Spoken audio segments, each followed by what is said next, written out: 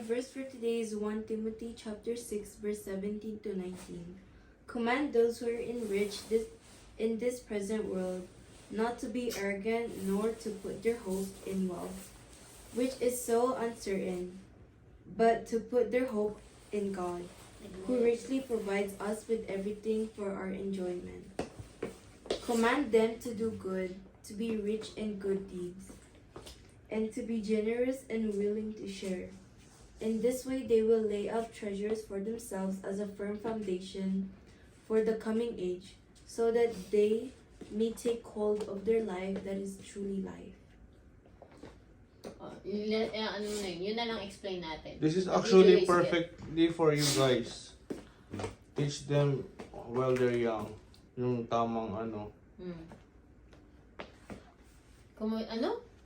Sabi dito, command those who are rich in this present world, not to be arrogant, nor to put their hope in wealth, which is so uncertain, but to put their hope in God, who richly provides us with everything for our enjoyment. Amen. Sinasabi dito na dapat daw hindi natin, ano yung put our hope? Anong tawag dun? Yung Hindi natin asahan. Oo, wag natin aasahan yung mga trabaho natin, yung pera na meron tayo.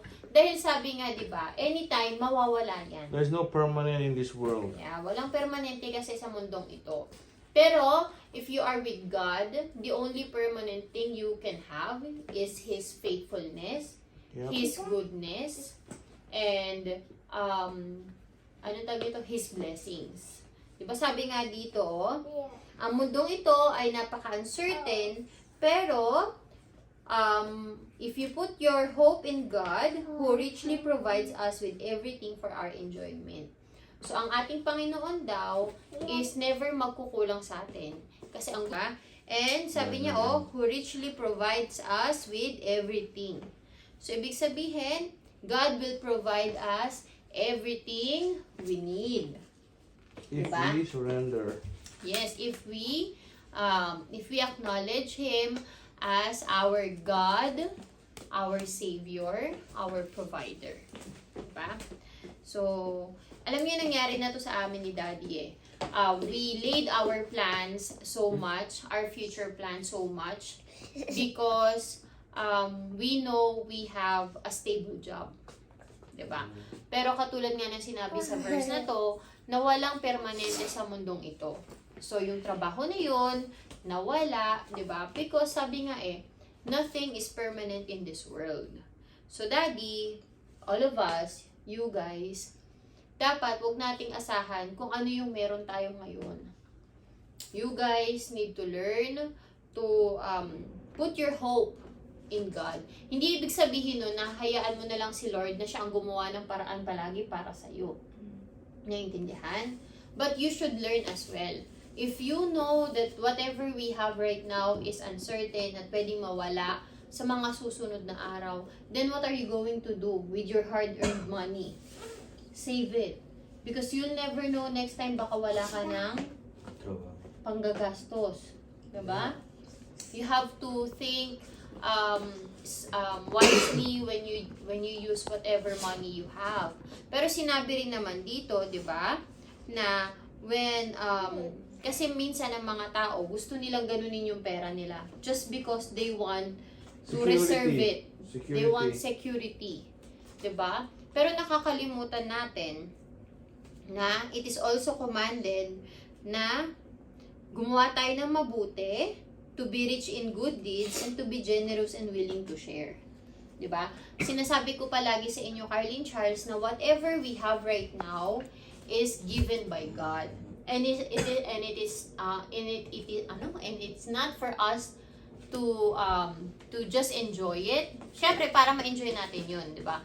Pero, it is also commanded na dapat we share it. Naiintindihan nyo? Because if God wants you to be happy and He has no favoritism, di ba sinabi dun sa last DBS natin, God has no favoritism? If God wants you to be happy, then God wants others to be happy as well.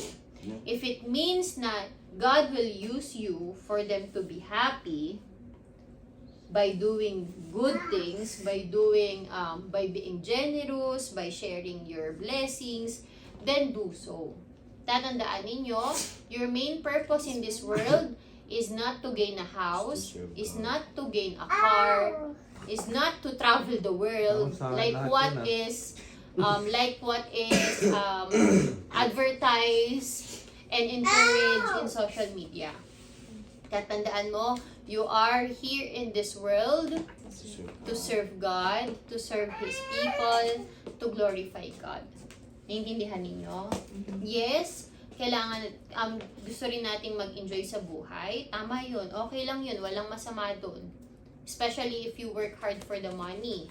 Pero tatandaan mo, God is also reminding you to be humble, don't be arrogant, and of course, share your blessings. Okay? Tatandaan nyo, lahat ng meron tayo ay dapat itinataas natin si God. Intindihan? Okay. That's our DBS today.